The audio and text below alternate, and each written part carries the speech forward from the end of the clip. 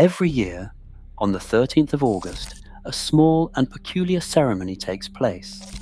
The Duke of Marlborough, or his representative, delivers a replica of the French royal standard to the British monarch. That is the rent. One flag per year, presented on the anniversary of the Battle of Blenheim in exchange for the only non-royal, non-episcopal palace in England. Not a castle, not a manor house, not a country seat. A palace, 187 rooms, 7 acres of floor space, laid roofs that cover 3 acres on their own. A capability brown landscape so vast that when Lord Randolph Churchill drove his new American wife through the entrance gates in 1874, he turned to her and said, "This is the finest view in England." She looked out at the sweeping lake, the hanging beech woods, the column of Victory rising 134 feet into the Oxfordshire sky, crowned with a statue of the first Duke dressed as a Roman general. And she admitted that she was rather in awe. Most people are. Blenheim Palace was built to intimidate. It was designed to be the English answer to Versailles, a monument not to a family but to a nation, a victory carved in stone and set in parkland 10 miles from Oxford. It was a gift from Queen Anne and a grateful Parliament to the man who had saved Europe from French domination. And it has been slowly, methodically, and relentlessly destroying the family that lives in it ever since. Because that is the dark truth about Blenheim. You cannot refuse a palace, and you cannot afford one either. For 300 years, the Dukes of Marlborough have been imprisoned by their own reward, trapped inside a building so magnificent that it bankrupted them, broke their marriages, sold their art, consumed their fortunes, and forced them into transactions so desperate that they purchased an American teenager like livestock at auction to keep the roof from falling in. This is the story of Britain's only non-royal palace. If these deep investigations into the families and empires behind Britain and Ireland's greatest landmarks are worth your time, please subscribe to this channel, leave a comment telling me which property we should investigate next, and help these stories find the audience they deserve. The man who earned Blenheim was not born into greatness. John Churchill came into the world in 1650, the son of a royalist gentleman from Devon whose estates had been confiscated during the Civil War. The family was gentry, not aristocracy. They had no fortune, no title, and no particular prospects. What John Churchill had was talent, ambition, and an extraordinary capacity for both military strategy and political maneuver. He joined the army at 17, fought in Tangier and the Low Countries, and rose through the ranks with a speed that owed as much to his charm and his connections as to his abilities on the battlefield. He married Sarah Jennings in 1677, a woman of fierce intelligence, a fiercer temper, and an intimacy with Princess Anne, the future queen, that would prove more valuable than any military commission or aristocratic connection. When Anne became queen in 1702, Sarah was her mistress of the robes, her closest friend, and her most trusted political advisor.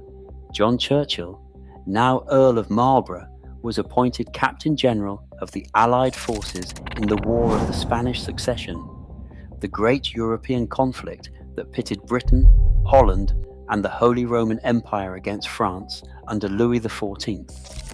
Louis had not lost a major battle in 50 years. His army was the largest and most feared in Europe. His ambition was to place his grandson on the throne of Spain and to dominate the continent from Madrid to Munich. In the summer of 1704, Marlborough conceived a plan of extraordinary audacity.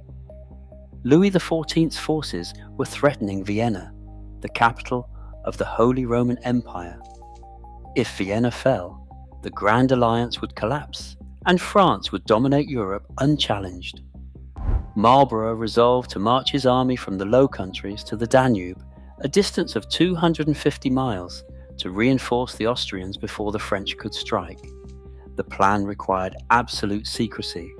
The Dutch, who had approved a campaign on the Moselle, were told nothing of the true destination. Marlborough built fake pontoon bridges to deceive the French into thinking Alsace was his target. He arranged for supplies and fresh boots to be waiting at every stopping point along the route. His soldiers, many of whom had no idea where they were going, marched for fist weeks through the heart of Europe, arriving in southern Germany rested, fed, and ready to fight. One captain wrote that the soldiers had nothing to do but pitch their tents, boil their kettles, and lie down to rest. Surely never was such a march carried on with more order and less fatigue. On the 13th of August, on the banks of the Danube, near a village the Germans called Blenheim, and the English would mangle into Blenheim, Marlborough, and Prince Eugene of Savoy, met the combined forces of France and Bavaria. 56,000 Allied troops faced 60,000 of the enemy, arrayed behind the marshy Nibel stream with fortified villages anchoring their flanks. The French commander, Marshal Tallard, believed his position was impregnable. He was wrong. Marlborough pinned the French infantry in the villages with diversionary attacks, then drove his cavalry through the weakened centre. By nightfall, the French army was destroyed. Marshal Tallard was captured personally by Marlborough. 14,000 French soldiers were killed or wounded. Another 14,000 were taken prisoner. Entire regiments surrendered en masse, driven into the Danube, where hundreds drowned. It was the first major defeat Louis XIV had suffered in 50 years. It saved Vienna. It broke French dominance. And it made John Churchill, Duke of Marlborough, the most celebrated man in England. Queen Anne wanted to honour him with something unprecedented. She granted him the royal manor of Woodstock, an ancient estate where Henry II had once kept his mistress Rosamond Clifford hidden in a labyrinth. Parliament voted £240,000 for the construction of a palace on the site. The rent would not be money, it would be a flag. One French standard delivered annually, forever. Churchill chose his architect, and the choice was as audacious as his march to the Danube. He did not hire Sir Christopher Wren, the most famous architect in England, the man who had built St. Paul's Cathedral. He hired Sir John Vanbrugh, a playwright. Vanbrugh had written popular comedies for the London stage. He had no formal architectural training. What he had was a collaborator, the brilliant and methodical Nicholas Hawksmoor, and a shared vision for a style of building that England had never seen before. English Baroque. Not the restrained classicism of Wren, not the Palladian elegance that would dominate the next century. Baroque, the architecture of drama, of mass, of overwhelming scale. Vanbrugh wanted to build something that would rival Versailles, not by copying it, but by answering it. A palace that declared in stone and landscape that England had defeated France and intended the world to know it. Sarah Churchill hated the idea from the start. She wanted Wren. She wanted something practical and livable. She did not want a national monument. She wanted a home. The argument between Sarah and Vanbrugh would last the entire construction and end both their reputations. Building began in 1705. The foundation stone was laid on the 18th of June, on a site chosen by Vanbrugh overlooking the Glyme Valley, prepared by the royal gardener Henry Wise. The design was vast. A central block flanked by enormous wings, a grand courtyard enclosed by colonnades, a kitchen court, a stable court, and a bridge of such colossal proportions that it contained 30 rooms within its stone structure and spanned a valley through which a modest stream trickled with almost comic inadequacy. Alexander Pope, the greatest satirist of the age, mocked it mercilessly. The minnows, he wrote, as they pass under this vast arch, murmur, "How like whales we look. Thanks to your grace, it would take another 50 years and the genius of Capability Brown to dam the stream into a lake vast enough to justify the bridge." The avenue of elms leading to the palace was planted in the formation of Marlborough's troops at the Battle of Blenheim. The column of victory at its end rose 134 feet, crowned with a lead statue of the Duke as a Roman general. Everything at Blenheim was designed to tell one story. A man defeated France. A nation thanked him. This palace is the proof. But the palace was being built on two currencies: money, which came from Parliament and from Marlborough's own pocket, and political favour, which came from Queen Anne. Both were unreliable. Marlborough contributed £60,000 of his own funds at the outset. Parliament was supposed to provide the rest, but that funding was never formally guaranteed by the Crown. The warrant that appointed Vanbrugh as architect, signed by the Lord Treasurer, mentioned neither Queen nor Crown by name. It was a bureaucratic ambiguity, perhaps careless, perhaps deliberate, that would prove catastrophic, because the money depended, in practice, on Sarah's friendship with the Queen. And that friendship was dying. Sarah Churchill was brilliant, loyal, and utterly incapable of tact. She argued with Anne about politics, about religion, about the war, about the influence of a new favourite, Abigail Masham, who was quietly replacing Sarah in the Queen's affections. By 1711, the relationship had collapsed entirely. Sarah was dismissed as mistress of the robes. In 1712, the Treasury cancelled all funding for Blenheim. £45,000 was owed to unpaid workmen and contractors. The site fell silent. Scaffolding stood in the rain. Half-built walls stared at the Oxfordshire sky. Marlborough and Sarah, their political influence destroyed, left England for a 3-year voluntary exile on the continent. The palace that was supposed to celebrate a victory had become a monument to a falling out. Queen Anne died in 1714, and the Marlboroughs returned to England, determined to finish what they had started. But they would have to pay for it themselves. And Vanbrugh would not be part of it. Sarah banned him from the site.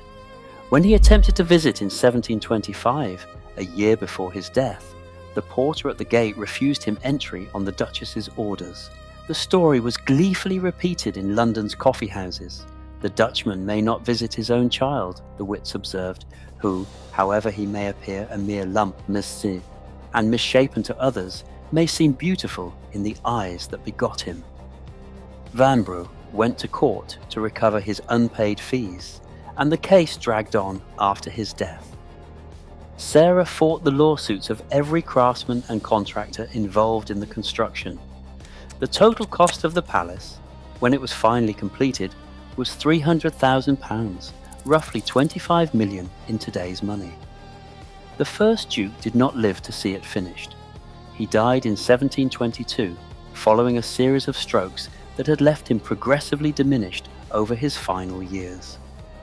Sarah completed the chapel and commissioned his tomb, a gargantuan sarcophagus designed by William Kent, in which statues of the Duke and Duchess recline as Caesar and Caesarina, draped in Roman robes. Above the Great Hall, a 67-foot ceiling painted by Sir James Thornhill shows the Duke kneeling before Britannia and presenting her with a map of the Battle of Blenheim. In bas relief at the base of the tomb, Sarah ordered the depiction of Marshal Tallard's surrender. Every room, every ceiling, every tapestry in the palace tells the same story. A man won a battle. A nation gave him a house, and the house consumed everything it touched. The first Duke and Duchess had no surviving sons. Their 2 boys had both died young, one from smallpox at the age of 17, the other from the same disease at 15.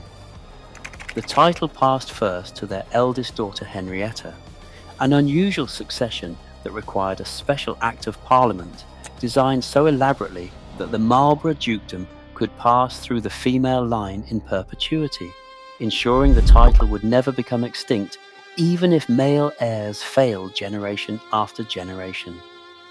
When Henrietta died, the dukedom passed through the second daughter Anne to her son, Charles Spencer, Earl of Sunderland, whose descendants eventually combined the family names to become Spencer Churchill. The palace was entailed, meaning it could not be sold no matter how desperate the family became, and desperate they would become. The problem was structural and permanent. Blenheim was built as a national monument, not as a private home. Its scale was designed to overawe ambassadors and impress visiting royalty, not to house a family in comfort. Sarah Churchill herself had complained that she wanted a comfortable home and had been given something between a fortress and a mausoleum. Heating it was ruinous. Staffing it was crippling. Maintaining the stonework, the roofs, the gardens, the parkland, the capability brown landscape, and the vast collection of art and furniture that filled its rooms required an income that the Marlborough estates could never reliably generate. The first Duke, as a soldier, had never been particularly wealthy.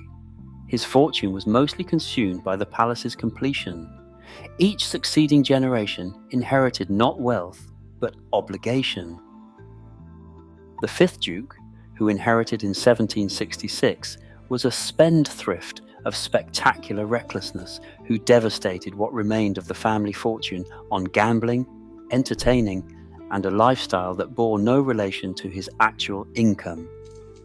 He sold other family estates across the country to cover his debts, but Blenheim itself was protected by the entail, the legal mechanism that bound the property to the title in perpetuity. He could not sell the palace. He could not mortgage it. He could only watch it decay around him, a man trapped inside his own inheritance, unable to pay for the building he was forbidden to leave.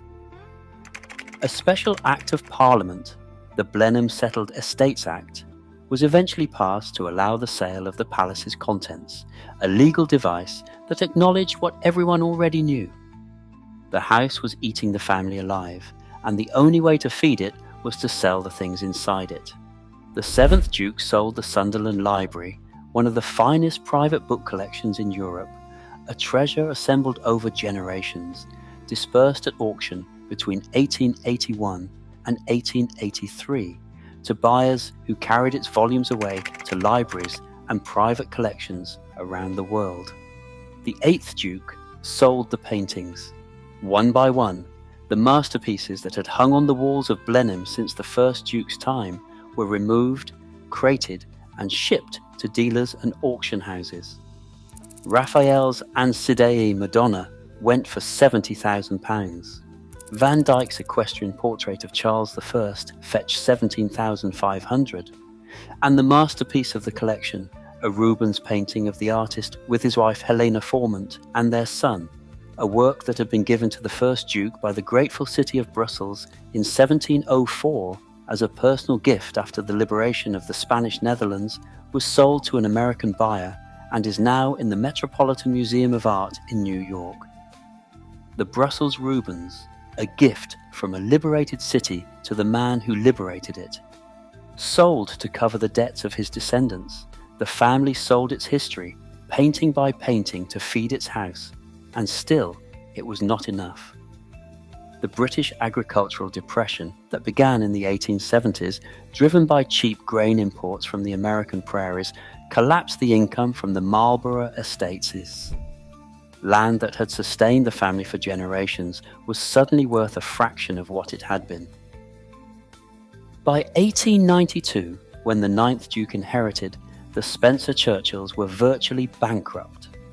The palace was crumbling, the coffers were empty, and the social conventions of late Victorian England forbade a duke from earning a living. There was only one solution. He had to marry money. Charles Spencer Churchill, 9th Duke of Marlborough, was known to his friends as Sonny. The nickname was ironic. He was short, stiff, humourless, and possessed of a conviction that his bloodline entitled him to whatever the world could provide.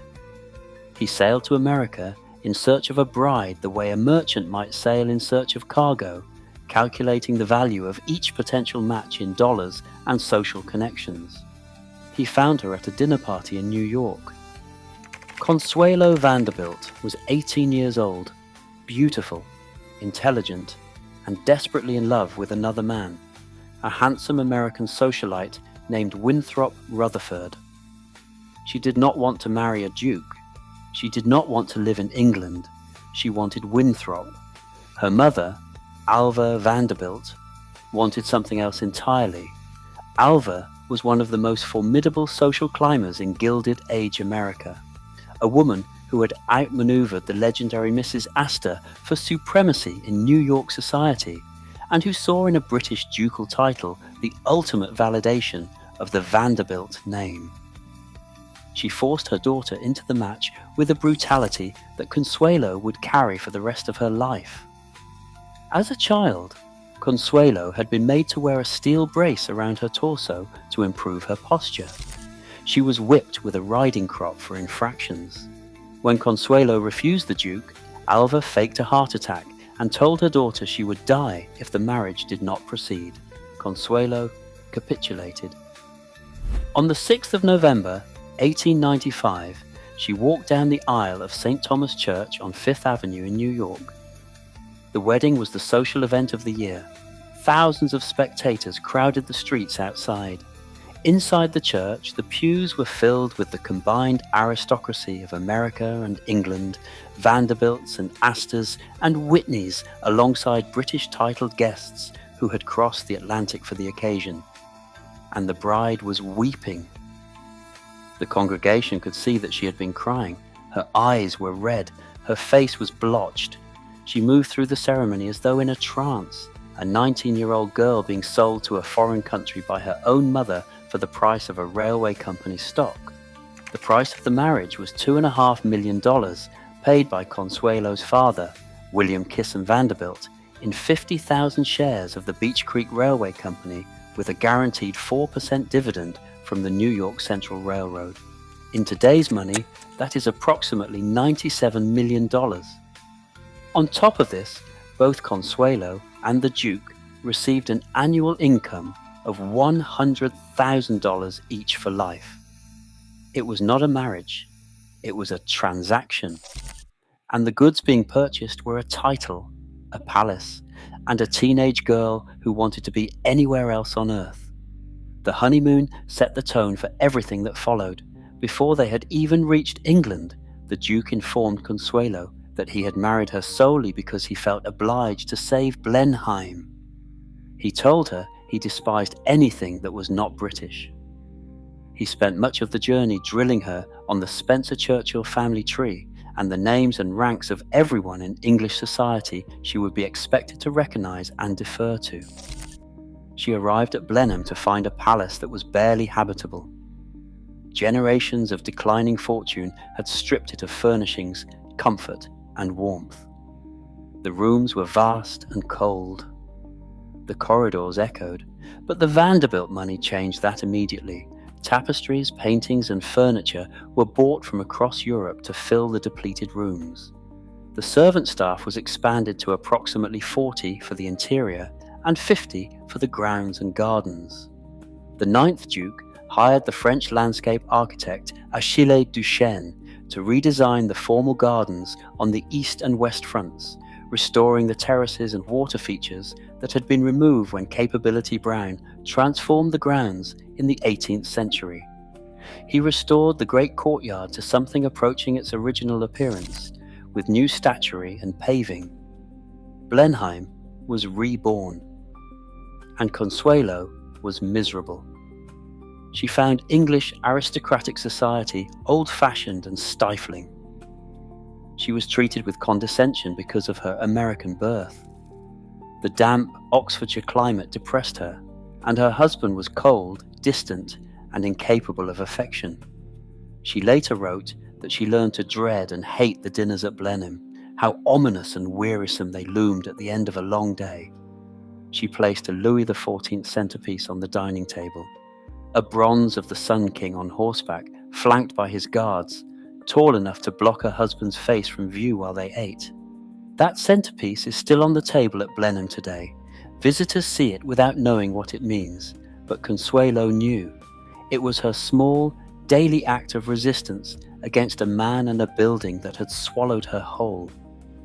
She gave the Duke 2 sons, John and Ivor, the heir and the spare.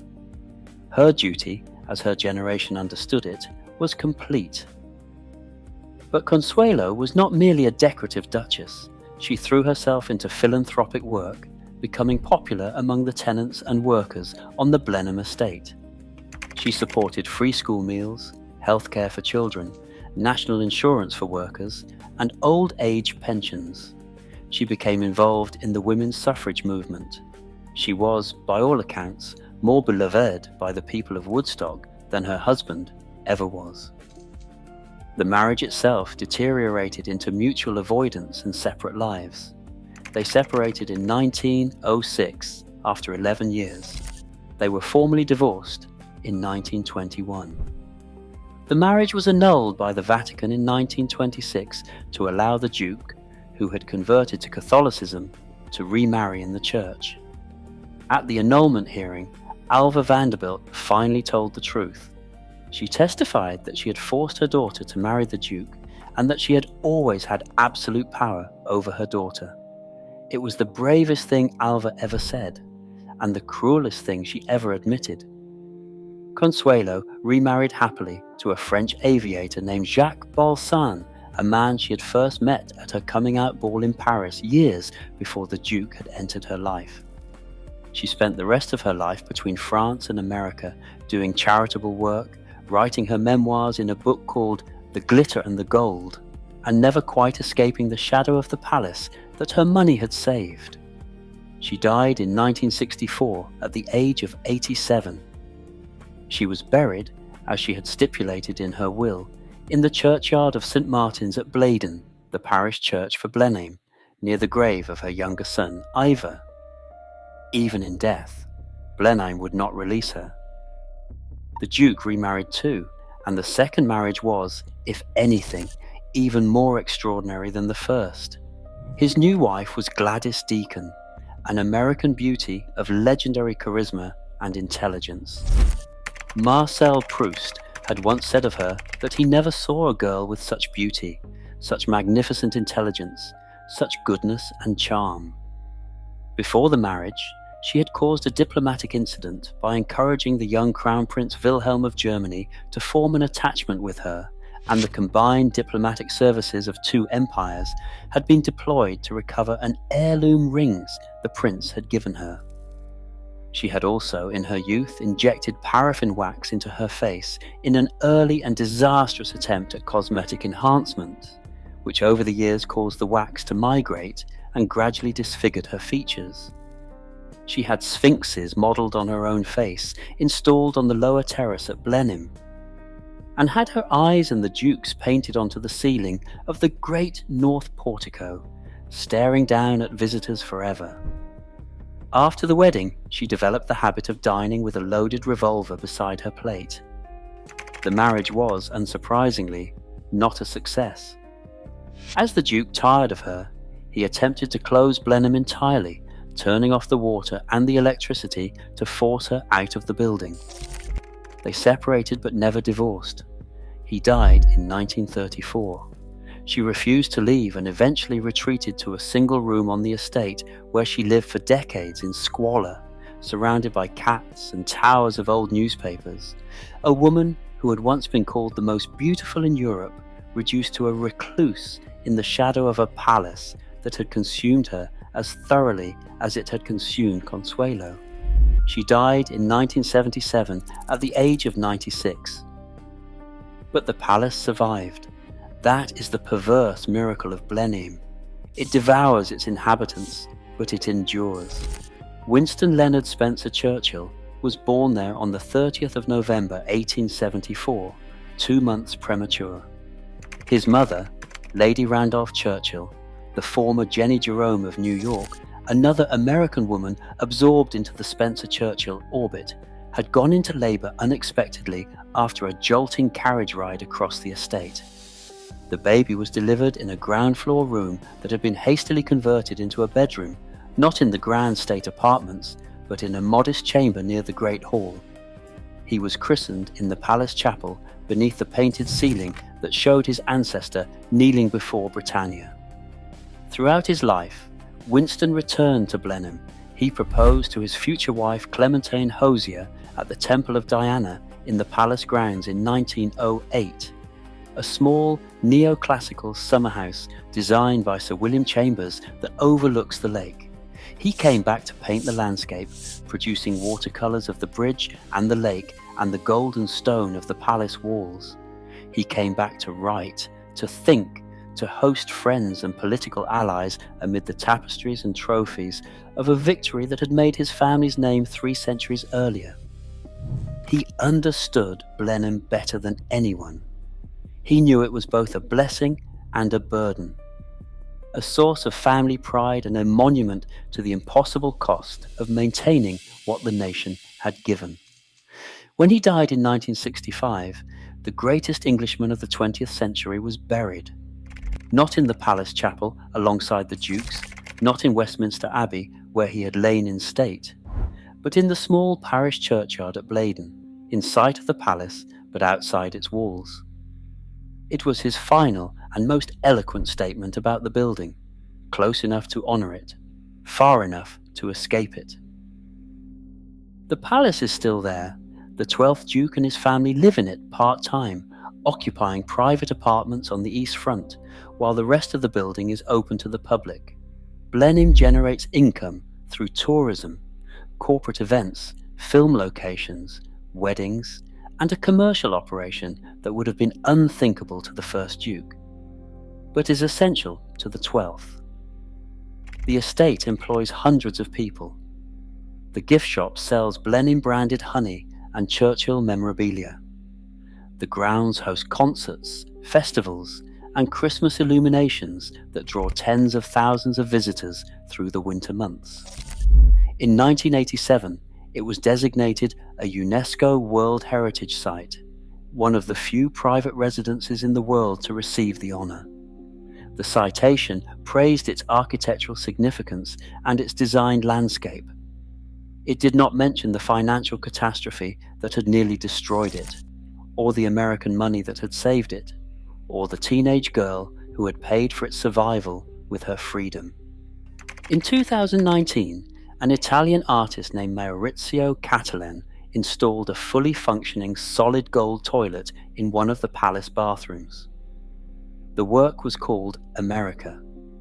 Visitors were invited to use it. On the 14th of September, just 2 days after the exhibition opened, thieves broke into the palace in the early hours of the morning, ripped the toilet from the plumbing, and escaped into the night, leaving water flooding through the floors of a building that had taken 20 years and £300,000 to construct 3 centuries earlier. 4 men were eventually arrested and charged. The toilet was never recovered. An American-made golden toilet, installed in a palace saved by American money, stolen in the darkness and lost forever. Blenheim, as always, had the last word. But then, irony has always been the currency of Blenheim, a palace given as a gift that became a prison, a marriage arranged to save a building that destroyed 2 people, a family rewarded with a monument to victory that became a monument to debt, a home so grand that no family could afford to live in it and no family could afford to leave. Stand in the Great Hall at Blenheim and look up at the ceiling where the first Duke kneels forever before Britannia, offering her the map of a battle he won 3 centuries ago. Then look around at the rooms that his descendants could not heat, the paintings they had to sell, the bride they had to buy, and the golden toilet that someone stole in the dark. That is the story of Britain's only non-royal palace, a building that was designed to celebrate the greatest victory in English military history and instead became a study in what happens when a nation gives a man a house so large that it swallows his family whole. If this story challenged you, surprised you, or made you see a building differently, please like this video, subscribe to the channel, and leave a comment telling me which property, dynasty, or hidden history we should investigate next. There are hundreds of these stories waiting to be told. Every one of them is hiding something beneath the surface.